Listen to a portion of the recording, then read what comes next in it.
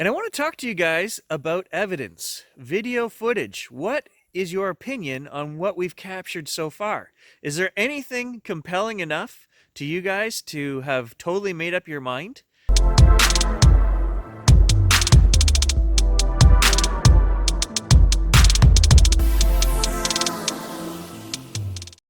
For me, not really. I think the most credible footage I've seen is the Patty film, the Patterson-Gimlin film.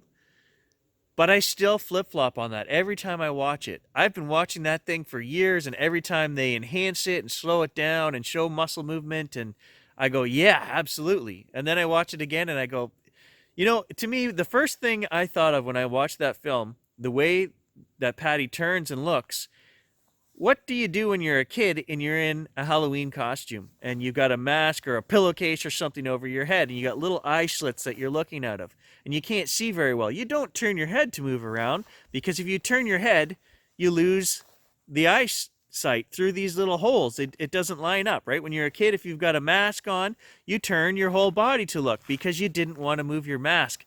And when I watched the Patterson-Gimlin film for the first time and she turned like this, her whole body, that's what the first thing I thought was, hey, that's a dude in a suit, and he's trying to look through two little eye holes, and he doesn't want to shift his head because then he can't see.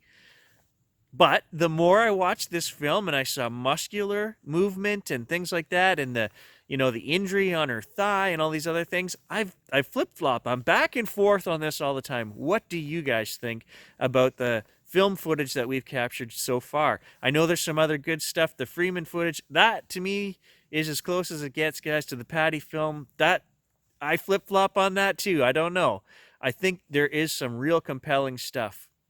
And the other one, I think they call it Independence Day Bigfoot, where there's a baby, looks like it's been picked up from behind a rock, and then the Bigfoot scurries off. Again, it has some pros and cons for that video as well. So there's nothing that has convinced me 100%, but it totally leads to the possibility. I think what would convince me the most is exactly what we're out here doing, and that's drone footage of a family of these things out in a remote swamp, and they all scatter when they see the drone. Everybody running in a different direction, in thigh-deep water or something, fighting their way through the brush, and you can see all this. That, to me, would be definitive, hey, those are real animals, and they're running off. Other than that, I don't know. So that's what I'm trying to capture. Would that convince you guys if I captured something like that? I don't know. I would probably only end up convincing myself because I'm the only guy who would know 100%, is this fake or real? Obviously, it's going to be real. I'm wasting a lot of time and money on this, but, I would be the only guy to know that for sure. Just out and about, traveling the back roads north of Capreol this morning.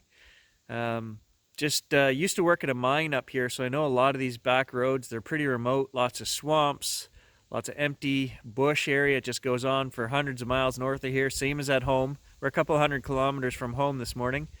I was up with the sun. I just thought it'd be great to get some droning in. I wanted to do a couple of things. I wanted to look at farmers' fields. We were talking about migratory Bigfoot. And the only way these things would be able to migrate south of here is to use the corridors, the ecotones they call it, where one ecosystem meets another. And along the edge of farmers' fields and that, you get these brush lines that are never cut. And those are to denounce one guy's property from the next, right? They used to sell farms in a minimum of 160-acre lots up here. So to get between neighbors, they would leave, 20 meters of bush. So every one of these farms up here has strips along the edge of it. And that's one realistic way that these creatures could move. The deer use those all the time. The fox, all these little animals that are hunting in the fields, they use those to live and move without being seen by humans, even when you have towns just on the outskirts. So I did a bunch of droning through fields and hit some swamps this morning, and I'll show you guys that footage. But I just wanted to talk about what we were talking about before, and that's migratory animals. And I think it absolutely makes sense that they would follow the herds of animals. And the herds of animals are using these corridors along the farmers' fields and things. So that might be a great place to look as well.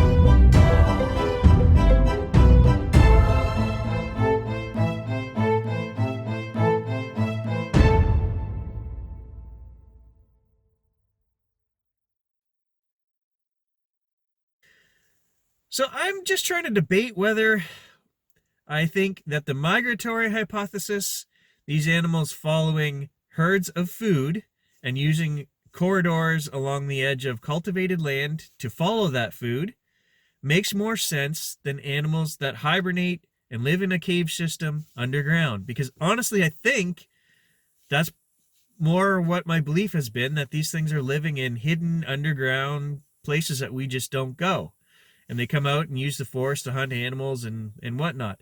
If we go with the traveling, following the herd hypothesis, we'd have to assume they're like moose and deer. They're not building any kind of home base. There isn't anything more than the odd rudimentary wood structure that is found, and we don't even know that that's Bigfoot making those.